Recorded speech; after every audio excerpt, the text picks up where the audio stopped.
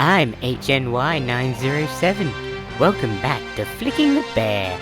For this episode, I've chosen to watch The Force Awakens, the latest entry in the Star Wars saga, one of my all-time favorite franchises. With Jim Jam Abrams and Lawrence Kasdan writing the script, I was sure this would be a fresh, bold and inventive movie, and I think we can all agree that it certainly was a movie. The film sees the return of many original cast members, including Peter Dinklage as Chewbacca, Harry Sanford as Ham Sandwich, Fishy Curry as General Leia? Princess? And of course Mark Hamill as Luke Moonwalker. There are also a number of newcomers, most notably Agatha Christie as Captain Planet, Andrew Garfield as Snape, Minnie Driver as Kylo Minogue, Wilson as BB-8, Michael C. Hall as Flipper, Oscar the Grouch as Mr. Popo, and Ridley Scott as Rey Narvaez Jr. The movie opens with an attack by the First Order, during which Mr. Popo gives vital data to BB-8 and sends it into the deserts of the planet Jakku before being captured by Kylo.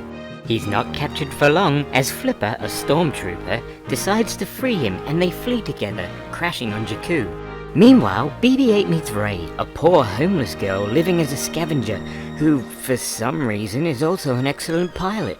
Because there is only one direction in the desert, BB-8, Rey and Flipper quickly end up in the same place at the same time.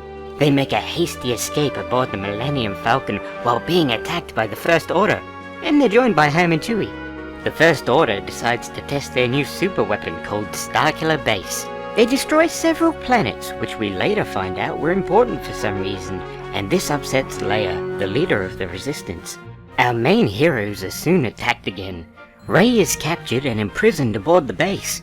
Ham, Chewie and Flipper infiltrate the base in order to shut down the shields and save Rey, but luckily she rescues herself, allowing the other characters to do nothing for a while. Ham then confronts Kylo, who is his and Leia's son.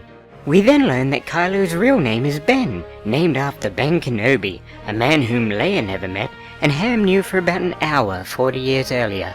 After discussing their complicated history, Kylo kills Ham.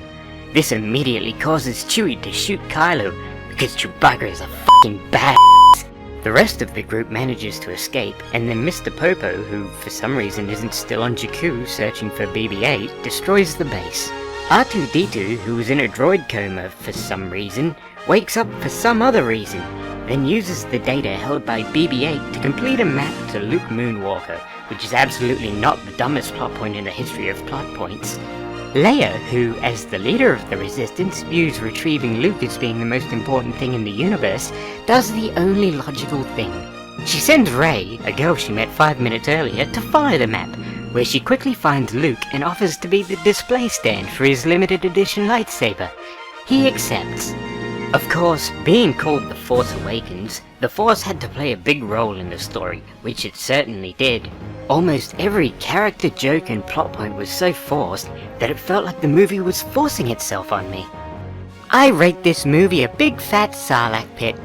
Thanks for watching, and I'll see you again when I review the Star Wars X-Men crossover film, Rogue One.